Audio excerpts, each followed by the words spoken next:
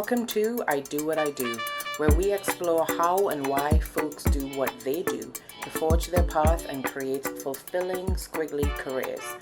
I'm Zara Bartels, once a dancer, now a creative operator. And in this fifth season, we're in London, once my home for many years.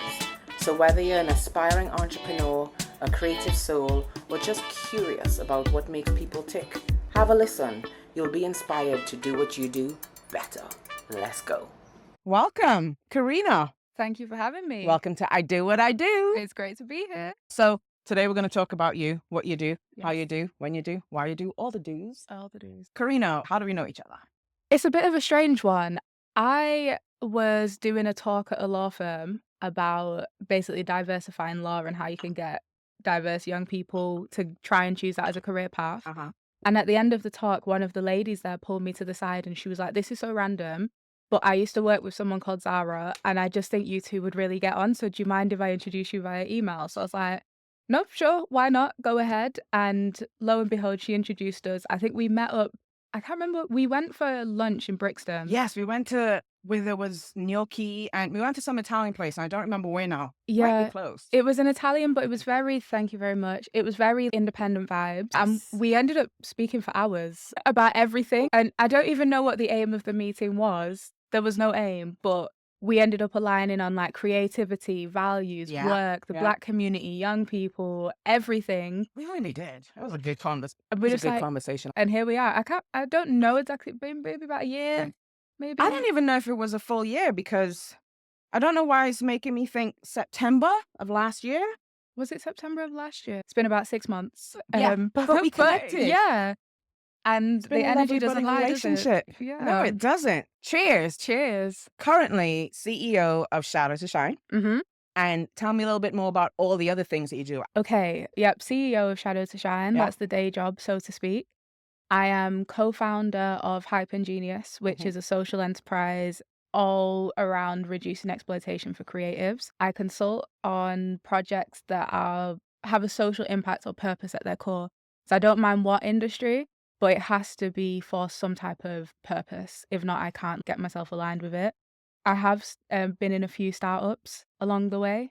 I co-founded an app called Black Book, which is an app for creatives. I'm no longer part of the founding team, but I'm on the board there. I work with my cousin who has started a tech startup, so I do his ops and help out. And I just like to be around, doing little things, seeing what I can get myself involved in. Nice. That's a lot. Busy. Yeah. Even more than I knew. That's pretty cool. Yeah, I keep myself busy. You really do. Mhm. Amazing. So let's get into some of the specifics. Okay. With a charity, you do consulting, something that has to be good in social impact. And honestly, I think for me, that's the only way to go when you're working on something. If I can't connect to it, it's useless to me. Because also what gets you through those difficult long days, When right? you can't be bothered and you have to actually do some work Yeah, here. and then you can think about the mission and that gets you through. So then tech startup, that part I didn't know. And then you have Hype and Genius, which is your My baby. baby, And your yes. baby started when you were 15. 15. What made you start Hype and Genius? Okay, so this is taking it all the way Take it back. I used to dance and I danced at a crew. We had two different crews. It was a bit of a rivalry in Ooh, Manchester. nice. But I started at a studios called Sunshine Studios with a crew called Audio Kids. And then there was another studios called Studio 25. And that crew was called Foot Clan. And they were arguably the better ones. But I was between the two, moved over to them. But the common theme was with the dancers. Everyone was super cool. Everyone was into fashion. And then the dancers would naturally chill with those that made music. And this is not when you're 15, but as an older woman, the thing about musicians is they're good with their hands. They're good with their hands. And they have rhythm. And they have rhythm and you can bond over just listening to good tunes. Exactly. And then they interpret music in such a different way to where dancers interpret music. Yeah. So it fuels nice conversation. All the cool kids were together. And then I was just exploring the internet as well at 15. So I was very much into this rise of blogging, Tumblr era. However, I had found myself in early days of Twitter and that was very new. That was good. era of we had the fail whale and things like that. And it was I found Twitter and then through Twitter I started following people in America. And then I started following all these cool creatives online and I just fell in love with the concept of creativity and blogging. So I initially started a blog, but then whilst being at the studio, dancing with my friends, I don't proclaim to be a dancer anymore, but whilst I was in that environment, everyone had this goal. We're going to get out the hood because we're in a poor Yeah. area. Most of us were broke. We're going to get out the hood. We're going to get out the hood. And I've seen as everyone going to studio every day. Everyone's dancing every day. Everyone's creating great Building. and then the musicians, everyone's rapping music. The designers, people bringing out new hoodies, but everyone's still broke. So that was when I had an idea, how can I help my creative friends make money? And that's where Hype and Genius started. A little bit egotistical at the start. The genius was me. So Do it. the name came from Hype, was like the creative talent, and Genius was I like it though. me. But it was more about like realistic ways to make money as a creative. So I used to do research and think about, okay, if your art is going in a gallery, how much should you be paid? How do you get commissioned? If you're a dancer, what should your fee be? Should you be paid for rehearsals? If you're a musician, I would promote them on my platform, try and put on underground events. And it just grew from there. From a Oh, blog to an information source. I started doing PR for some friends to try and help them, and okay. it just grew. It So- grew unexpectedly. So so blog, information source, and then grew, and then you started doing the PR. What follows that? What happens after that? Where did Hype and Genius go? Bearing in mind I was 15. Yeah, I exactly. was doing my GCSEs at the time. Yeah. I'd built up a little team, so I had a videographer who would go to the events I was in Manchester, my team were in London. So my videographer would go to the events in London and film, and then we'd put on our content on YouTube, and I would take coaches to London at 15, 16. My mum did not know. How did your mom not know? I'd be staying at my friend's house. I'd be like, I'm going to stay at Phoebe's house, and But why didn't your mom know? Why didn't you tell her? do you think she would let me? There's no way my mum I would mean, let for me. business, you don't think? No. Okay. That she What would does not. she think now, though? Have you told her that? She rolls her eyes because she's aware that I was getting up to a lot of stuff that she just had no idea. But she would never have let me at 15 take a coach to London by myself. Right. And I'd be taking £5 mega bus coaches overnight, sleeping on the coach 7 hours. I'd go to an event, go to an open mic, find some new talent, and then get the coach back again from Victoria Coach Station at like 3 a.m. So I'd be making this like a round trip very quickly. Hold on. At 15, who taught you this hustle? I wish I knew. I feel like it was built in me. My mum's a very hard worker. She's always worked. So She's you have always that held example of down. hard work. Yeah, she's always held down jobs, but she never had money despite always working. So I think seeing that made me think, I'm not going to work and not have money. There's no way. There's no way I can work that hard. So I don't know. You made it happen. I made it happen. That's like your thread, right? You made it happen at Mm-hmm. 15. And then something really interesting, I think. You went from loving creative, and then you studied not so creative things at Right. university, right? So you Right. studied econ, public Policy. policy, Yep. and something else with a P. Politics and as well. and Yeah. politics. Okay, politics is creative because the actors that we got right now. A whole lot of lies in So that. tell me how that connects. The creative part of you, the dancer, the business creative, that mindset into doing econ, public policy, and politics. And what was the plan with that? Now I look back, I'm thinking there was very little plan. It was just all vibes at one point, but I know there was a method to my madness. So Yeah. in school, I did well academically and I got good grades. When I first went to college, so if you're in the States, college is like our last 2 years of high school. So Yeah. you're like 17, 18. So when I first went to college, I dropped out at 17 because I picked graphic design, photography, maths, and philosophy. Random mix of subjects. I went to college for 2 months, dropped out because I decided I wanted to be a dancer or a creative, but had to get a job because, again, my mum was very much, you're not dropping out at You're not just staying 17. at home. Yeah. So I got a job. I was working at Ticketmaster, but at the same time, I'm still growing Hype and Genius. I'm still growing it. And then I got really hungry. It was like, it was growing. The London music scene was getting great. And I was like, I need to move to London. The only way I can move to London or afford to, in my head, was if I get a student loan. So that was my next step. I'm going to go back to college next year. So I went back a year later Uh-huh. and I just thought, I'm going to actually go do well in college, just 2 years, get my head down so I can get a student loan, pick a uni in London and move to London. So that's what I did. Wow, that is some strategizing. Yeah, that was literally my plan. And I went to enroll. The college I initially went to, Can I ask you a quick question about the student loan? Because I didn't go to university here. Yeah. So when you say get a student loan to move to London, hmm is that a scholarship or just money that students get to move to go to school? Every student can get a student loan, but then you can also get grants. I believe everyone's entitled to a grant, but Right. depending on your parents' income would hmm depend on how much grant you So, got. so similar in the States where you can apply for student loans in that sense. But you're saying everyone, that's a UK government thing? Everyone can get a loan. So even if your parents are multimillionaires, you can take out student Oh, finance. wow. Yeah, yeah. That's different to university in the States. Mhm, That's very different. Your financial aid, as they call it, mhm. is based on your family income. And I could be No. wrong now because university was 25 years ago for Mhm. me. But that's interesting. The government benefits, Yeah. and actually the system we have disproportionately affects the poorer people Mm, because the poorer you are or the higher the loan you get given, which means the more you have to pay back. So it's a yeah. double-edged sword because you need to take out more because you need it You to need fund it to yourself, survive. but then you're paying back more. So you got these degrees. Well, no, charity, public policy connects and Mhm, that works. mhm. But what about the econ part and the politics part? Are you using those? I don't even use the public policy part, to be honest. I don't Really? use any of it. I feel like the way we get taught degrees here is just so abstract, or where I studied my degree anyway, was so abstract and top level that applying it into my day to day just it just doesn't exist. Like I found econ interesting, I found politics interesting, I found public policy interesting, but beyond that, I don't Yeah. really think it's applicable. I went there naively thinking that politics would help me like make an impact and change the world. Don't But we all? yeah, I know it's nice. It's nice and sweet, but my lectures, I had sessions like the politics of gangs and pirates.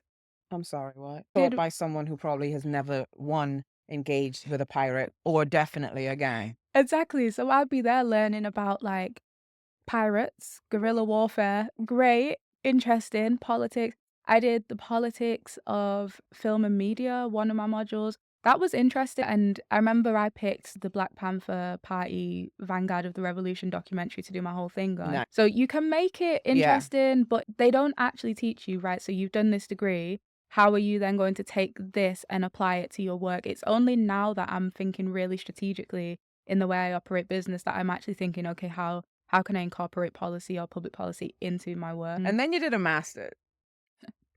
And you Yeah. did a master's in some interesting subjects. You did a master's in cultural astrology and astronomy. Firstly, my question is, what is cultural astrology? Okay. Great question. Astrology and astronomy are one and the same. Okay. Initially, they were. Now they're separated out as astronomy is the study of the positions of the stars and planets, Yeah. and astrology is the influence that those positions have upon us on Earth. But initially, it used to be one thing. Astrology and astronomy was one study, and it was about the stars and their influence. But the cultural aspect is Yeah. more about how that has shaped people, really. So if you imagine anthropology and religion and theology, it's a Got yeah. combination of all. So what I was studying was how astrology, which is technically the first ever religion and Mhm. system of belief, shaped cultures and shaped people. It's fascinating. Oh, that's interesting. It's so fascinating. We go Okay. all the way back to the times of Ptolemy and Plato and these great Yeah. philosophers. There's so much philosophy involved.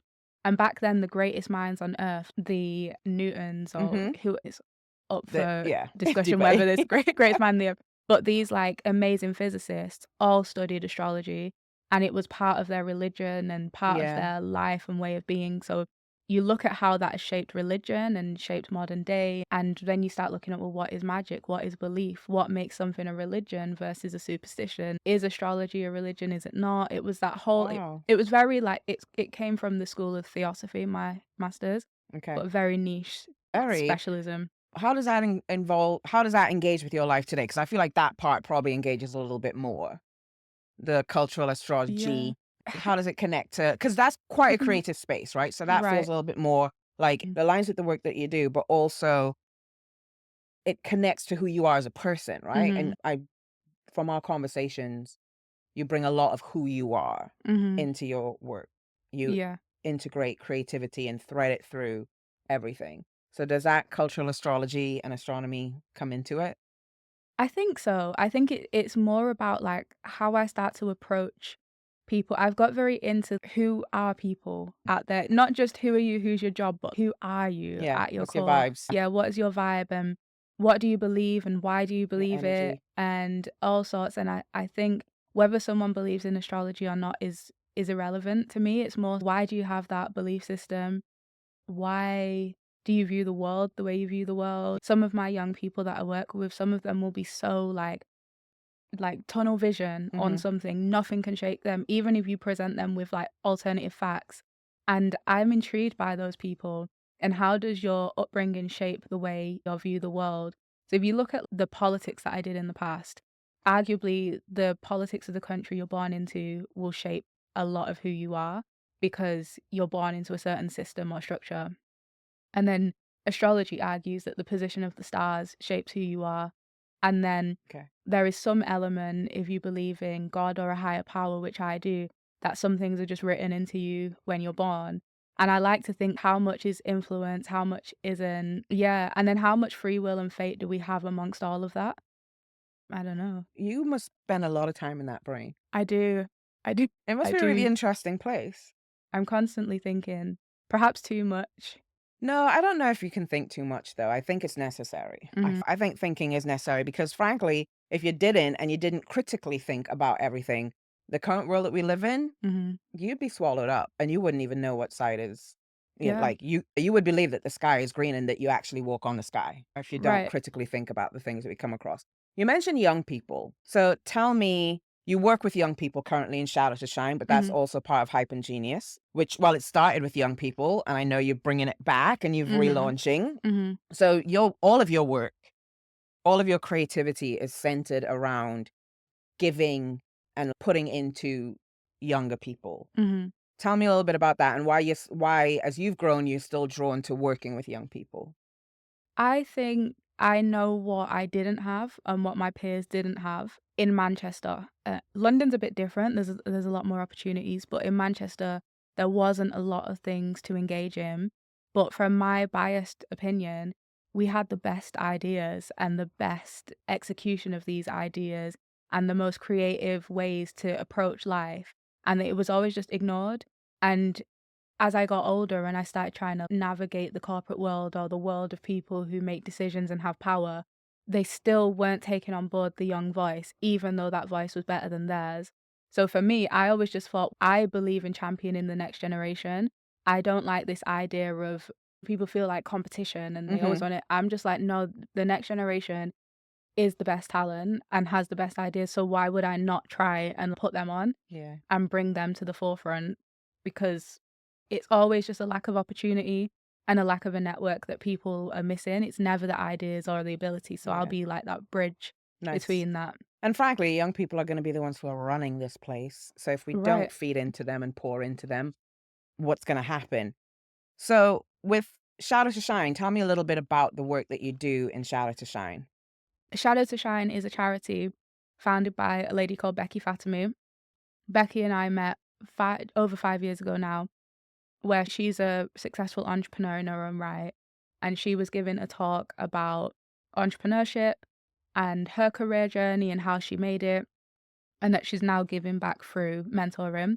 So I approached her at the time I was working in project management. This is when I first graduated. And I approached her and I said, can I volunteer? Because what I didn't mention is I'd let Hype and Genius kind of stop Okay. whilst I was finishing uni.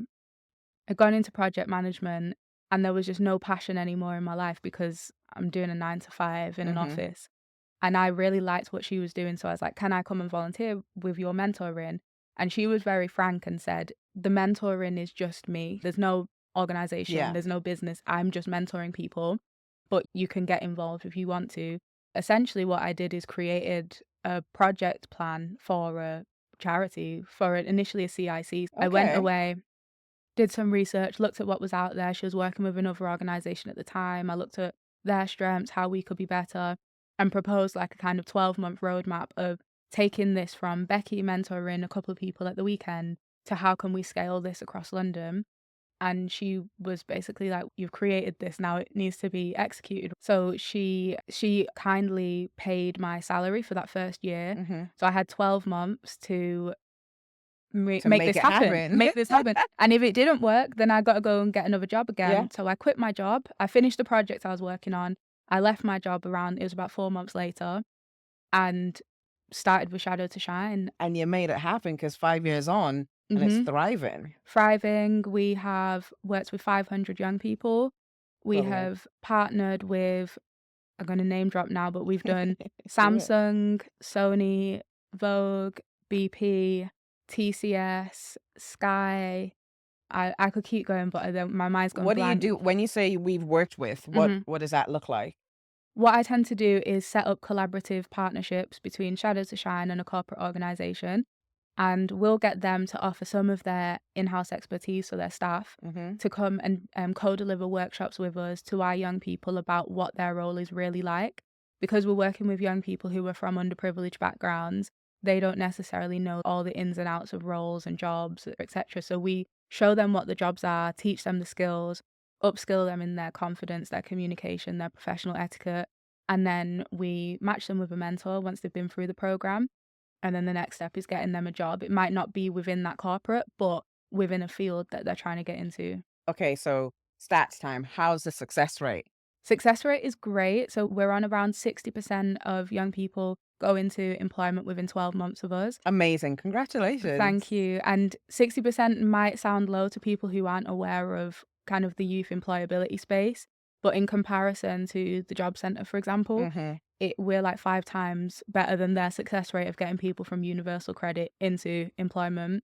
We have a 98% satisfaction rate, and we have an 80% rate of completion. So that means people don't drop out, which is higher than the national average. Oh my gosh, crap, my God.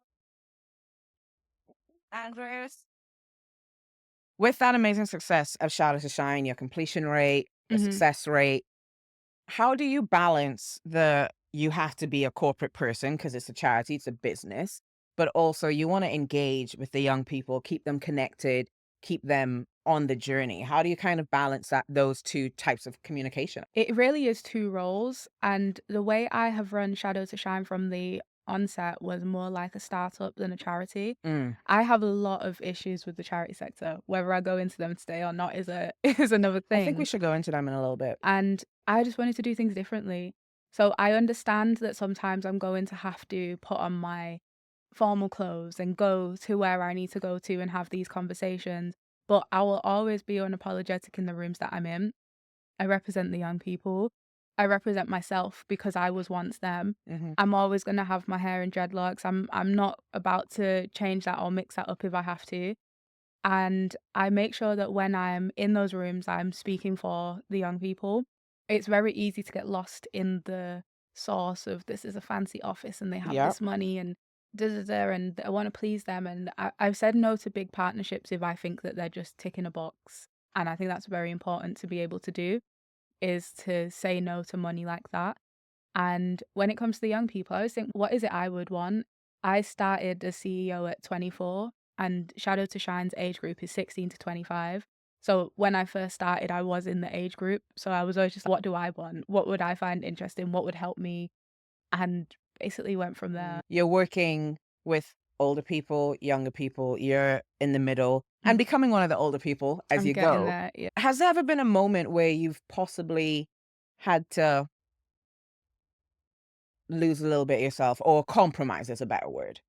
Have you had to do any compromising to engage with the young folks, the older folks, and doing that intergenerational communications?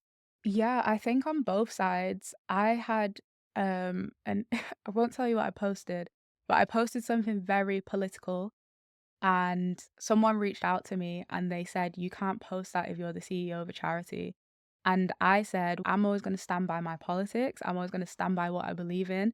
And it's important for me to have a voice." I posted something that was like extremely pro-Palestine and anti-Israel, Mm-hmm. and someone came forward and said that could be viewed as anti-Semitic. And I was like, it's not anti-Semitic, it's anti-Israel. And I stand And firm, there's a very strong very strong distinction. distinction, right? And I stand so firm in my belief system. They were like, you should take that down as the CEO of a charity. And I said, I'm not taking it down because it's not on the charity page, it's on my personal Instagram. But one of our big funders is a Jewish man. Mhm. He caught wind of it, and apparently he was upset by what I'd put, and I was like, am I compromising myself? Because I I don't feel like I should have to change my political views because of who the money's coming in from. And at some points, I would rather say no to the money if you don't let me have my Yeah. political stance. In the end, I deleted the story, and I spent a few days like deliberating over it, and I was like, I really regret that I deleted that story because I still stand true of what I said in Yeah. terms of the post, but then I then had to look at the bigger picture. This is a major funder that could help me help hundreds of more young people. Yeah. But that's where the conflict comes in, right? Because at what cost? What is the financial cost of saying yes or no to that money? And the person in question wasn't even pro-Israel himself. He just happened to be Jewish. But I think the post I was quite vocal about what Israel and how Yeah. terrible the regime was and everything. And that's something that always sticks in my mind of, oh, wow, I'm really going to have to Navigate. decide who I am. If I'm going to be a public leader, Yeah. then I have to also recognize that some of my views I'm not allowed to share. But I'm political, I'm outspoken, I have opinions and thoughts. I don't Maybe you know. should create a Finsta. All of these things that you're working on, you have always maintained your creative thread. Yep. And in having to navigate charity politics, which is very political, having worked at a charity law firm and observed that as well, Mhm. they've had their moment with Charity So White and all of those things. You're definitely the antithesis of that. So that's great for Shadow to shine. Mhm. But how do you stay Korinna when you're juggling all these different things and injecting different pieces of you in all these different things? How do you stay yourself? Sometimes it's really hard, and I think as I've got into my later 20s, it's getting easier, and I hope it continues to get easier because it you get this feeling that you have to put on this public mask, the whole imposter syndrome vibe. Mhm. But I'm like, oh, just me, little old me from a council estate can't possibly be going and meeting with the senior vice president of BP and having a meeting. Let me put on a persona Mhm. that like makes it look like I should be. And I'm starting Does to your persona have a name? no. Maybe you should get a I should name. get a name like Mm, Sasha Fierce or something. yeah. Yeah, Or maybe it's just genius. maybe There you go. that's the new tagline. Yeah.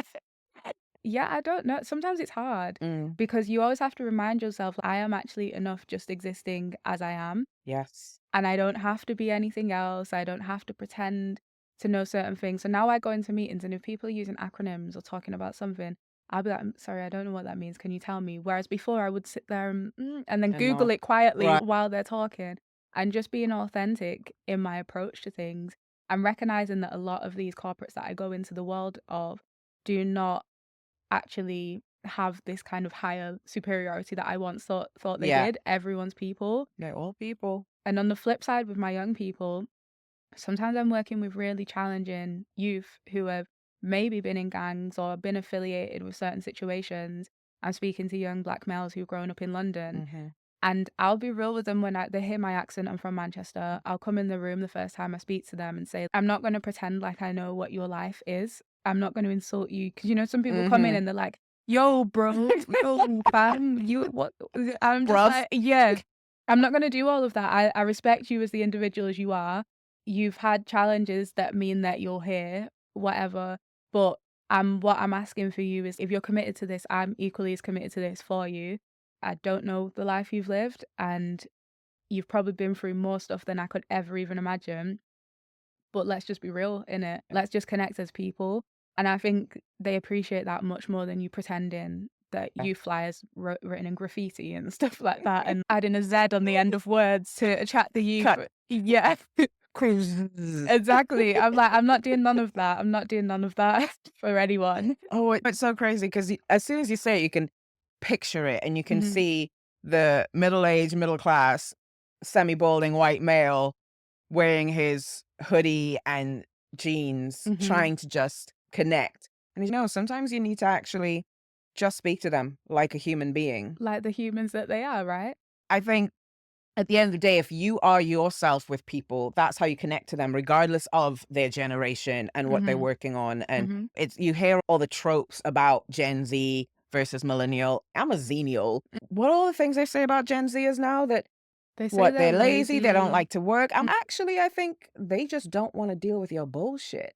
I really like the way they are because I look at like generations past and they'll be grinding, On doing the same unpaid job for 30 overtime, hours for all the 30 years. doing like above and beyond their job description. And I'm thinking more for you because this organization will replace you. Mhm. They do not care. If you stop doing your work, they're not going to give you money just because. Yep. So why would you? I saw people complaining. They were like, Gen Zs are doing this thing called soft soft quitting. I'm sure it's where they only do the bullet 9 to points. 5. Yeah, they will And only do what's on their job description, nothing more. If it's not a bullet point on their job description, they will not do it.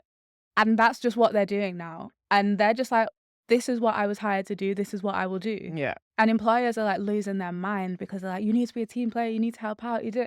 They're like, "That should have been in my job description, if it was, I would have done it." I think that there's part of that is quite funny to me, Mhm, but part of it is there's a balance.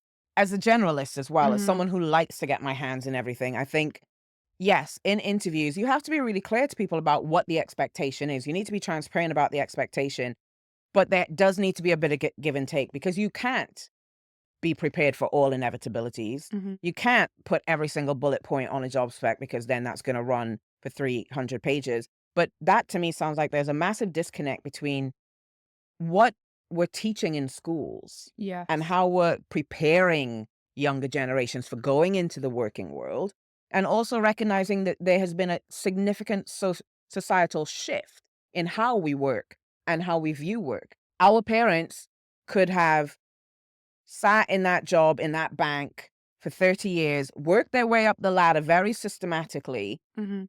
but they could have afforded a house. They could have Yes. gone home to their kids. They could have afforded vacations. Now, you're going to sit in that bank for 30 years and you're not going to afford that house no matter what you do. So you have to keep on trying to increase your salary. So I understand why they keep jumping. I understand why they also like, I can only do this I'm doing work to rule and I'm only doing what you ask because they're probably having to hold down another job. Yep. And that's all the capacity that they have. And so there's this whole weird dynamic that I think we really need to balance out. And it just starts with treating people like humans and relating to them and being transparent with them. I think there's a few things at play as well. If young people or Gen Zs or whatever generation people are starting to say, I'm not going above and beyond, then we have to ask, like, what's Why? motivating them now? Because when I first graduated, like I said, I was in project management. When I was asked, do you want to pick up this project? I would say yes to everything.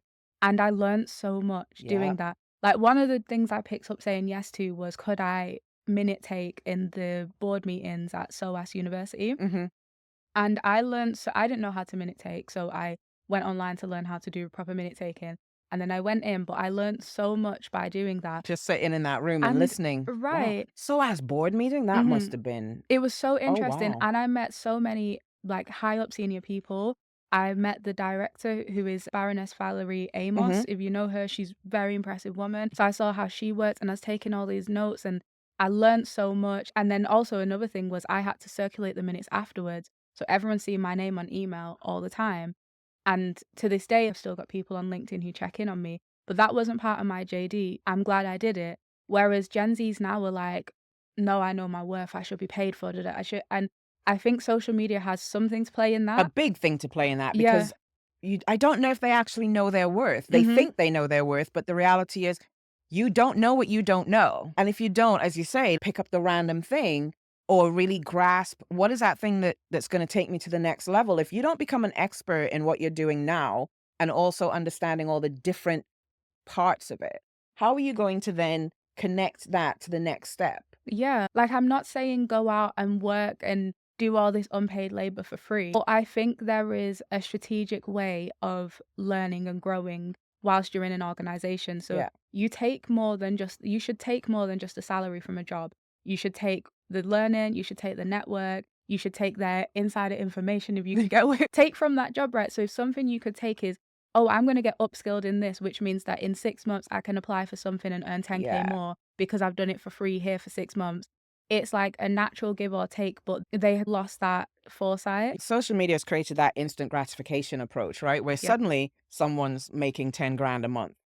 but you don't know all the things that they did before. And now they're trying to teach you how to do all the things, and they're selling all the how to make 100 grand overnight, or no, not overnight, but passively, and not having to do more than 4 hours work. And the reality is, those are people who actually focus on their grind. They didn't just suddenly start to make the 100K. Yep. And social media, I feel like it's created this whole generation of, if you do this one thing, it's all going to fall into place. Yep. When in reality, it's you take a piece of this, you take a piece of that, you mix it with a little bit of this, you shake it up there, you find that special sauce, and then you connect that sauce to the next piece. Really and truly, that's basically how I've approached my career, right? I'm industry agnostic. I'm open to anything. I am an operations generalist, but frankly, if you're like, I need a piece of copy, can you do some video? I'll be like, yeah, let's figure it out. Yep. Because not only that, it's about being curious, right? It's literally about being curious, because you never know where that's going to take you, the people that you meet along the way, what that's going to connect to. And frankly, I just like being a magpie of random knowledge. It's way more interesting that way. It is. And it just gives you some kind of depth, right? Like, you can't, I don't know. I have to admit, I don't think I'd want to be a Gen Z, or what is the new one? Gen Alpha? Alpha. Yeah, I don't know if I'd want to be growing up in this time. No, because I'm like millennial, end of millennial, so I'm born 95. And I believe most of my childhood, I'd say up until I was around 10, was analog. I think I got my first mobile phone, like a Motorola flip thing, when I was 10 or 11. But hold on, you got a phone when you were 10 or 11. Yeah. That's probably the same time I got my first phone, but I was more like 17, 18 in university. And I got a Motorola StarTAC flip phone as well. Right. We had the same first We probably phone. had the same phone. But I believe there was something I'm happy I had a childhood without a phone and without screens, without iPads. And then even though I had a phone at that age, social media didn't really become a thing until I was... Oh my gosh. For me, I'm really glad that I grew up when I grew up, because I had that analog childhood and a digital adulthood, and I appreciate the hard work and the graft and falling from the tree and getting back up and the skating in the road and the playing cricket barefoot and all that good stuff. But I think, like, we probably got StarTACs at the same time. I was significantly older and already in university, but you said you got yours at 10. Yeah. How did that introduction to tech and social media and all of that affect your childhood, and possibly even contribute to what you're doing now? And Hype and Genius. I'm glad I had a childhood without a phone and without screens. But like in secondary school, I got it high school, but I had in year 9, year 10, I got a BlackBerry, so I had BBM, and we'd do like BBM, which is like instant messaging, the original WhatsApp. Yeah, for all those proper Gen Zers who don't know what BBM is. Yeah, it's like the original.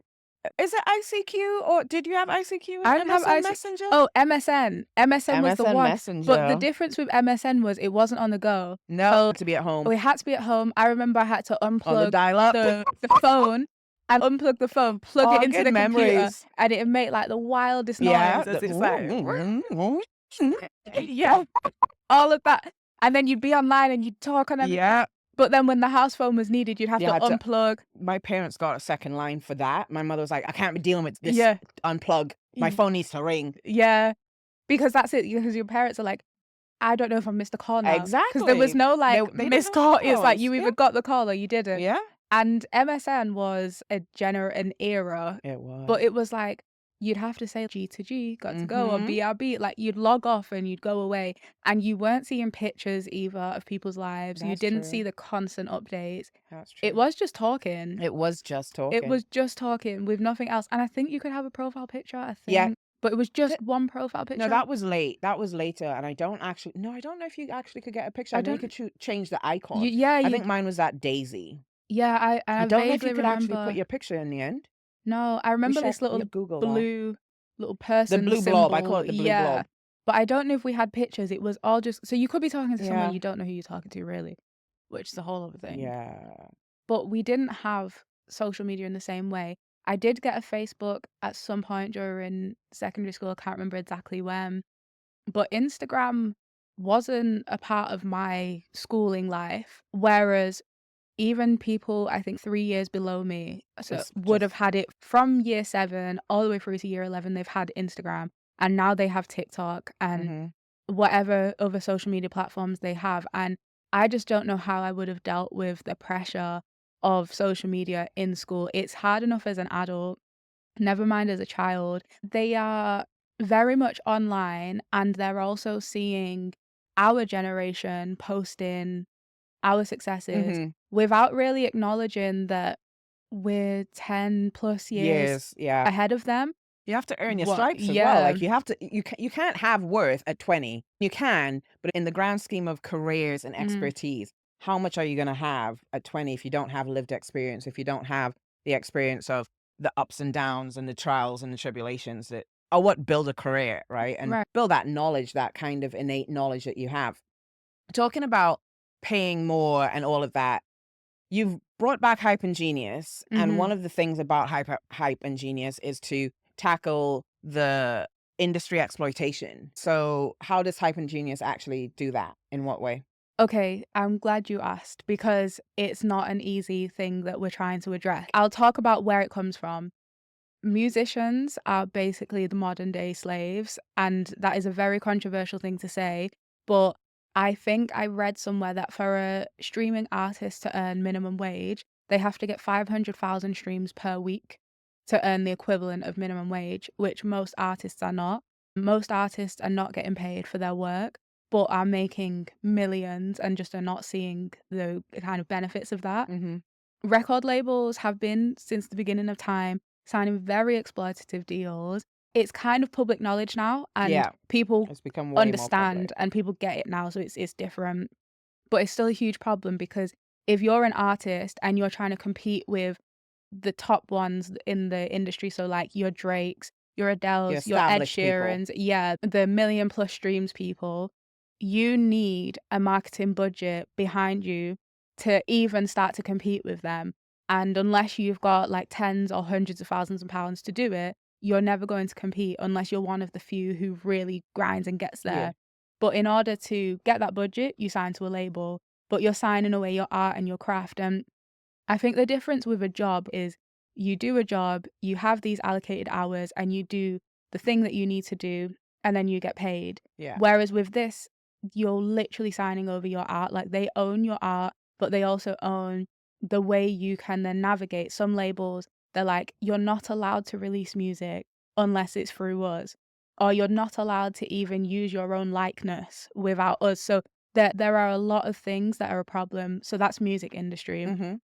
Fashion industry, we see the rise of brands like Shein, PLT, Missguided, Boohoo, what's the American one? Fashion I Nova, don't like none of them. all these brands, but what they're doing is they're just teething ideas from these Very much independent so. artists and designers who are posting their work on the only way to sell your product is to Is to post it post it, online. but then becomes public domain. Post it online and then people are stealing it. But in the fashion industry, there is unless they use the exact same pattern of your clothing, there's no copyright No. rights. And I've heard of some fashion designer who is trying to establish a copyright system for Yes. designers. You can basically own the IP to that pattern, and then if someone creates clothing that is similar or the same, you can then claim it as your own, but that's not fully existing right. And even dancers, like a lot of my friends are still dancers from childhood, Mm. and some of them have really made it, and they've done world tours and they've done amazing things. But there was all this discrepancy of how much should a dancer get paid? Some dancers, they're not getting paid for rehearsals, which they absolutely should. Wild. Some dancers are just massively underpaid, or they're being asked exposure work, or there are so many things with dancers. And then even if you look at media as well and photographers, a photographer could post their work. I could then take that work, post it on my page just because I Mhm. think it's great, Yeah. but then it could go viral on my page. And not on the photographer's Yeah, page. You and have to then credit your photographers, yeah. I could then start monetizing. So, I think across the board creatively there's issues, and I also include, like, entrepreneurs as creatives as well, because I feel like you have to approach business Yeah. creatively. And the same with entrepreneurs, not knowing your value, not knowing how to value your business, not knowing when to give ideas and when to hold back, ideas getting taken, stolen. There is just an issue with creatives being exploited. But how do you determine that value? And does Hype and Genius support with that? Because that's I'm listening to you and I'm going, but yes, we should all know our worth, but Mhm. how do we really figure out what that worth is? You know what I mean? Yes, and it's a big I think this is actually maybe where my economics will one day come into play, but There you go. I feel like there should be a calculation, and perhaps it exists or someone started working on it, that can actually calculate the cost of the outcome of someone's creativity. Because Mm, how do you put a price on how many people you've made happy, or how do you put a price on your music has stopped me being depressed, or the clothing you have created has yep. shaped my whole identity because you've made me feel so good, that you can't really put a price on that. But what you can start to do, and which is what we're trying to do, is start lobbying for like policy and Okay. structural change. We've been going back and forth with a funder at the moment because we were trying to get funding to support creative careers. And the funder got back to us and said, we only fund real careers, not hobbies. And we were like, the creative industry generates like billions. We only fund careers, not hobbies. Frankly, most creative careers Mhm, start as hobbies. I used to be a dancer. mhm. Dancing was my hobby. My Yes. mother put me in dancing on a Saturday to keep me occupied. That was a hobby before it became my career. So That's wild. look at Gen Zs. Most Gen Zs are creative. They have a side hustle, they have a side Mm-hmm. hobby. The way industry is changing is that it's going down the creative route.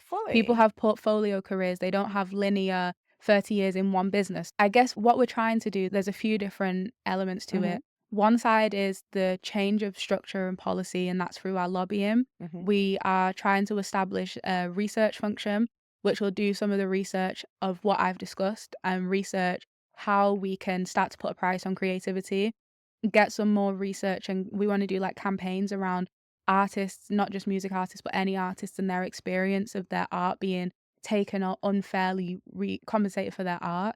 And then how we can feed that into policy. So, what eventually I want to do is have some type of benchmark for people who are hiring creatives, whether it's freelancers or staff, where you have to meet a certain criteria, almost like the B Corp standard Okay. for businesses to be ethical, but for creatives, where it's, do you pay invoices on time? Do you take the creative's IP? So if I work for you as a graphic designer, that's still my IP, my creative Yes. You still own the ownership. rights. So we want to do things around ownership, payment, a whole host of things that an organization should really meet in order to be seen as like a good employer for creatives Okay. or a good person for a creative to do a booking with. So there's that front. The other aspect is building community because it can be very isolating as a creative, especially if you don't have community or if you are someone who's started in their room and Yep. you've learned in your room and you're trying to now go out into the world, but you only know what you've learned from sitting in your bedroom learning Yeah. on YouTube. So we're doing things like creating community events. We've got a youth-led events team as well. So what we're going to do is rather than us putting on things that we think the youth will like, we're going to secure partnerships with these venues and these organizations, securing the partnership, getting the funding, and then going to the young people. Okay, pitch your event to us. If we like it, here's the money, go and do it. So you're giving them the Bring infrastructure. Exactly. That is often the hardest thing for them to Yep. have. So we're letting the youth create their events, building that creative community. We're trying to address some of the issues which disproportionately affect Black women and Black female creatives, which is that they're the lowest paid across all of the creative Hmm. industry, of course. So we want to do things in that space, which is around upskilling and knowledge sharing and continuing that knowledge sharing aspect. We have so there's a lot we're There doing. is. I'm listening to you. I'm like, Yeah. at what point is she gonna pause and breathe? But also, not in what you're saying, but Yeah. in your life. There should be a point where I do that, but just not yet. I'm not done yet in terms of what I want to achieve and how I want to do it. I don't think I'll settle until I can think I have set up enough infrastructure for other people to go on and do more. But right now, I don't think the infrastructure is Is properly there. there. So let's talk about the setting up infrastructure because the mark of a good leader is making yourself redundant, right? Hmm. How are you addressing all of the different infrastructure points from a Korinna perspective? How does Hmm. Korinna do what you do? Which is the whole point of us being here. How do What I what do does what I that do? look like? How do you connect the things? Do you sit and just meditate on it? What are the things? Usually, I can see it in my head. So I start at the end. And then rather than, because some people say they start at the end and work backwards, I start at the end, but then I go to the start and then work forward. So you decide on your outcome Mhm. and go, okay, that's where we're heading to. And now I'm going Now I'm going to now I'm stage starting 1. from A, from Yeah, nothing. and I tend to know what works for me as well, so I know that I'm very granular in terms of detail and specifics. So if, let's say, the end goal is, "Okay, I need an event," I'll go backwards, and rather than there's one aspect which is venue, people, event, concept, but I'll start from the very beginning of what is the date, what is the budget, what is the this, what is the that. I like to know every fine detail before I can begin, because if a piece of that is missing for me, it becomes like more chaotic as you're going. So I'm very process and like granular detail oriented, and I think that's what makes me different from entrepreneurs and creatives, because creatives and entrepreneurs tend to be like Yeah, big big picture. vision, bigger picture. This is the amazing idea, and they usually bring in an ops person to then To do the execute it. granular. Yeah, but I have like big picture thinking, and my business partner in Hype and Genius is a creative through and through. So she'll be like, this and this and this, and I'll be like, this is not quite realistic. Let's, Yeah. wind it back in. But I still have that bigger picture, but I'm more of like a let's step by step make it, and then people haven't really seen you come and it's out of nowhere. Oh my God, you've done all of Yeah. this? Well, it's so funny because I'm listening to you and it just hit me. This is why Claire connected us, Mhm. because that's exactly how I am. I Really? reverse engineer in the sense that I think of what is the big picture and then I go, okay, to get to that picture, we need this, we need that. But then once I decide how I get in there, then I go to the beginning Yep. and I start, okay, what are all the tiny things? And Mhm. because you're right, all those tiny things are the things that compound and make the picture. And if Mhm. one little piece is out, it's all out. Ye But the yeah, we are very it's funny listening to you. I was like, "Oh, that's literally exactly how I work." Mhm. That's why I'm a creative operator, Yep. because I have that ability to look at the big picture and think and dream and connect everything. But then when it comes down to the execution, there's nothing better than a process. And when things go smoothly, Oh, it's heaven. there's nothing worse than a great concept that's poorly executed, I hate it. because it's like you had all this Had idea, everything was all the there, opportunity, but all it the just possibility, and you didn't. threw it away. Bad process and not thinking through things. It's so frustrating. And that's which I find really interesting because I feel like as a creative, yes, you build the work, you think of the idea, you have the vision, but there's an element of the doing that I find just for my brain, I don't Mhm. understand how you could not connect the how to Mhm.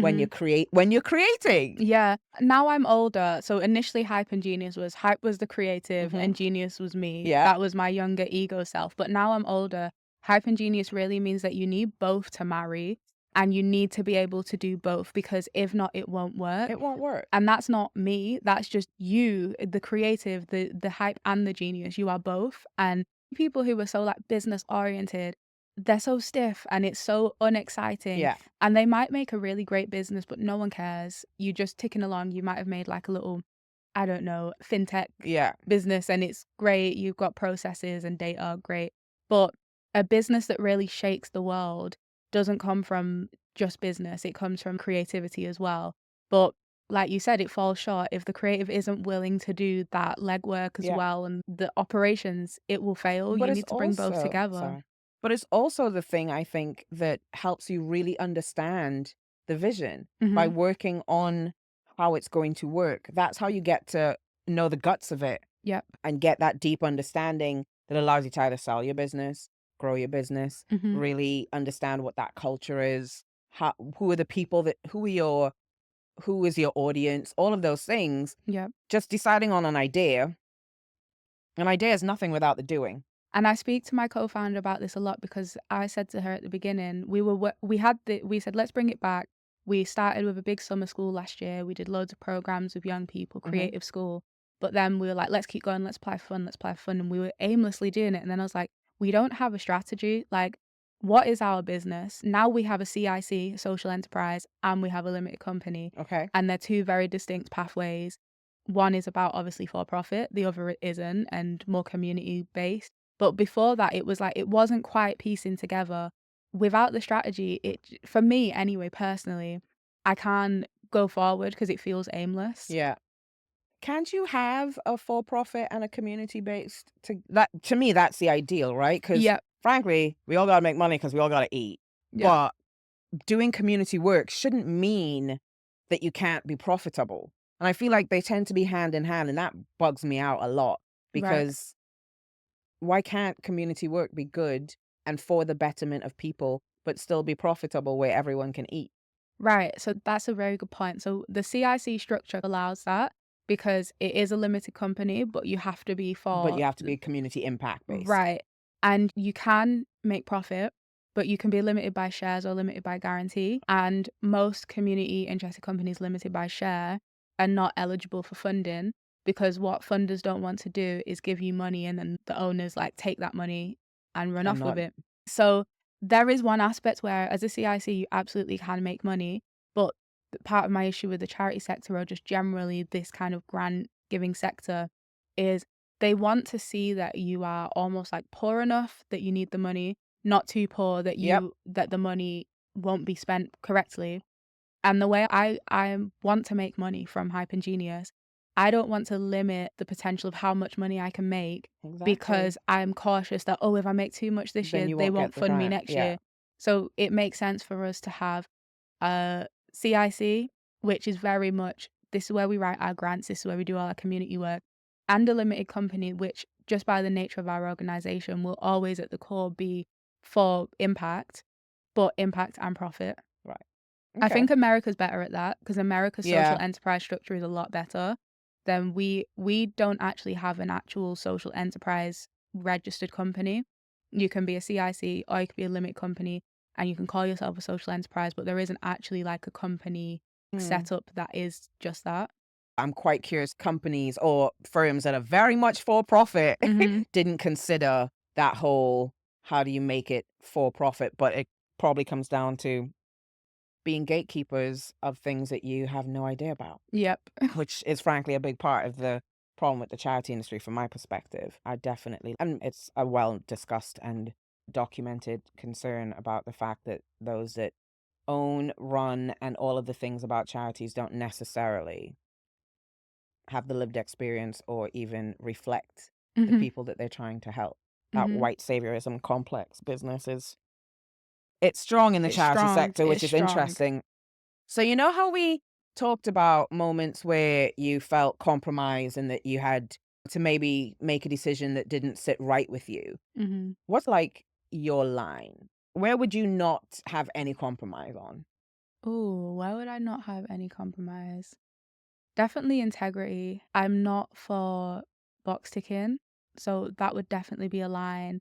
I have my own moral views as well, political views. If something is completely outside of what my political stance would be, I wouldn't engage in it. Yeah.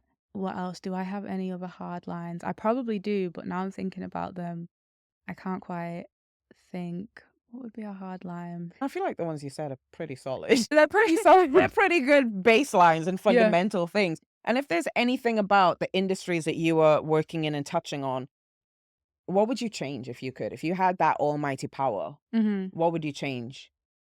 There's so much bureaucracy and structures to go through to make a decision when you're talking about big corporate anyway. It's like you'll meet someone who's like really well intentioned, they love the concept, they see the fit with their brand or their company, and then they have to go to their manager and then their manager's manager and by the time it's got to the decision maker it's been diluted down. Yeah. So really unless you're speaking to the decision maker at the beginning, it's very hard to make something happen. Hmm. But I think big corporate works very slowly a lot of the time. And that's something I really would like to see changed because startups are so agile and fast. Like you have an So it's idea, doable. you do it, you do Yeah. it, you do it. The best way to learn if something is successful or not is to do it and let it fail. But with corporates, it's like you might put 9 months or a year into something. The partnerships we've created with some of our big corporates through the charity, we've been working on it for a year and it's been so long, the meetings. And then you do the program, which is only 6 weeks. And then at the Oh, end, you're like, great, can we do it again next year? And then it's another year. oh And my gosh, how anticlimactic. but if we were just like, yes, let's do it, let's start, it would just move things along much quicker. And I think that's why a lot of corporates struggle to attract Gen Z as well. Because if we're talking about Gen Zs are into instant gratification, quick, Has to move much it has to faster. move faster. If they're working on a project, which is ultimately like a 6-week discrete project that takes 12 months to actually execute, you'd get bored. And also, that's not a very good return on your investment when you think of time. No, exactly. It's not. That's intense. With all the stuff that you do and all the connectors that you make, What's next for Korinna? Where would Korinna be in the next 5 years, 10 years? What does it look like to you? So just to add another thing Mhm. to I have a tech idea I think is something that is quite innovative for the creative industry and something that I hope I can sell and then not have to work and Yes. just and actually just be able to enjoy life, relax, be unapologetically unproductive and That's so good sometimes. travel and see more of the world and then just do things that I care about because I want to, as opposed to I have to pay the bills as well. Yeah. But my goal is definitely not working. Do you have a time limit on this? Or general age range that you want to be not working by? 35, Okay. 40, All maybe. right. Yeah. That's pretty ambitious. If you had to wrap up all that you do, how you do, and what you do into a few sentences, Mhm. what would that look like? I am a social entrepreneur that focuses on creative and impact projects, and I'm the doer. I just make stuff happen, or I try. If I can't make it happen, I'll try and source the people who can. Nice. Yeah. Very nice. But Thank you. before we go, Yes. there's a little bit that there is to be done. Have you ever watched the show Inside the Actor Studio? No, you'll have. It's this interview show with a gentleman named James Lipton. It's had 22 years of it, 22 seasons. And he's interviewed all of the big actors, right? And Mhm. it's for a master's acting program. And he always ends with these 10 questions. Okay. And that for me, what I find, they're really insightful questions, but they're also just, they highlight the simplicity and the beauty of life. Okay. Here we go. What's your favorite word? My favorite word. Is this supposed to be quick fire? No, I'm good. I Okay. don't need people to be rushed. My favorite word at the moment, introspection. Introspection. Mhm. And I like that you said at the moment. Yeah. I like that. Okay. And what's your least favorite word? Trauma. Yeah. It's thrown around all the Oh, time. I'm so All the sick of it. time. Yeah. He's so sick of it. The word and what comes with what the word means. Yes. What turns you on? Oh, decadence. Good one. Mm. Good one. And what turns you off? Lack of follow through. All talk, no action. Mm-hmm. Yeah. Gas, man. Yes. So annoying. Yes. I So- don't want words. oh my God. I'd rather you Mm. just shut up and do. Like, Yes. be like, I finished this thing. Brill. Yep. Let's move on. And what sound or noise do you love? I love the sound of the birds in the morning. Mm-hmm. Love it. It's one of my favorite things about being at home in Trinidad and waking Mhm. up. And it's always, firstly, I wake up super early all the time when I'm home, probably because it's sunlight and bright, Mhm. but it's always the birds. Yes. It's always the birds. I love it. Mm. And I've put bird feeders in my garden now, so they're all in there. Oh, that's nice. Yes. I have a couple parakeets in my, where I live here in Brixton, which is quite nice as well. Mhm. And what sound or noise do you hate? My alarm. I'm not a morning person. People talking really loud on the phone on public transport. Or when they have it on speakerphone? Playing videos out loud on the train. Why? That drives You me know what? mad. The other day I had this idea that I'm going to like buy cheap headphones, just Mm. a whole bunch, Yeah. throw them in those really tacky ones that all get tangled up. Yeah. Throw them in my bag. And whenever someone is on the phone without headphones, listening to TikTok or whatever Mhm. without headphones, I'm just going to literally give them a pair of headphones. But it's actually a public service that you'd be doing. Because Like, for what reason? what reason? I don't Mhm. need to know all your business. And also, everyone knows about headphones. Yes. It's not for the elite. No. But just even the idea of being on the bus on speakerphone when you could just put your phone to your ear. It's literally the other day I did that to a woman on the bus last week. Did you? I tapped her and I went, I really don't need to know about your life. Can you please just put your phone to your ear? Drives Mhm. me nuts. Favorite curse word? Fuck.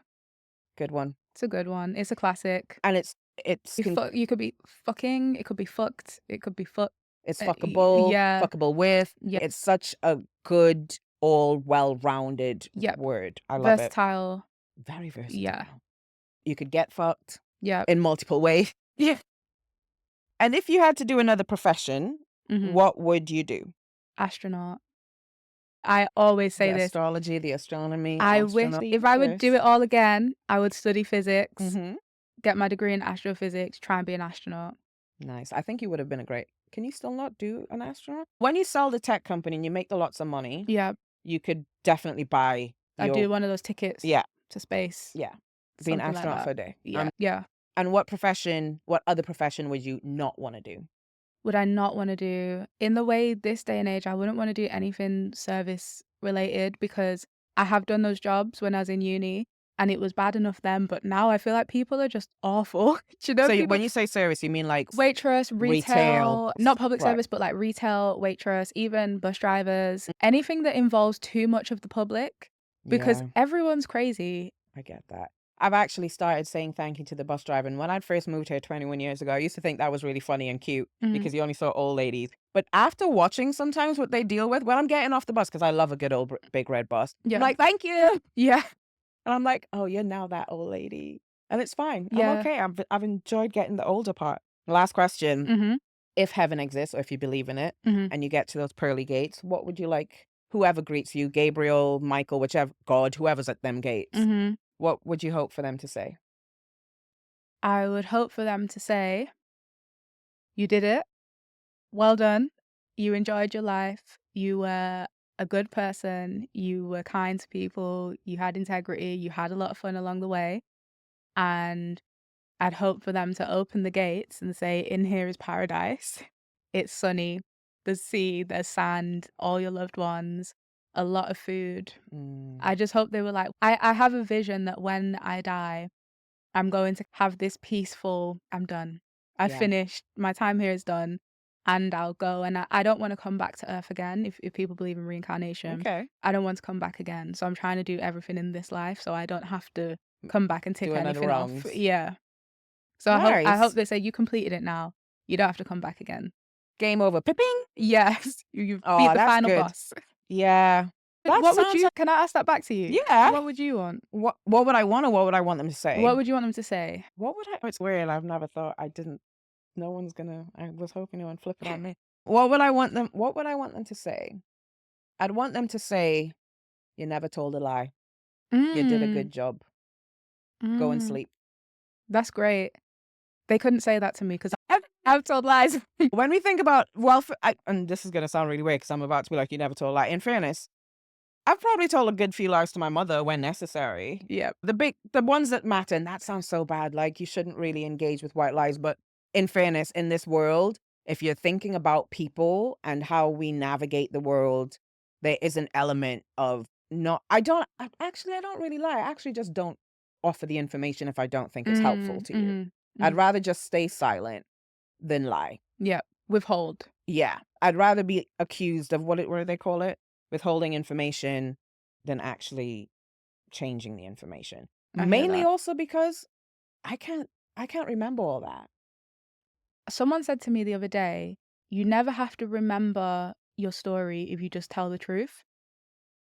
Because it's just true then, isn't it? When you're trying to keep up with all these moving parts. What did I say to this one? What did I say to that one? What did I say? And also, I don't think my brain works that way. And I know that I said last question, but I'm going to add this question. As a Black neurodiverse woman, yes, how has that either impacted impact in a good and bad way, you're navigating this world?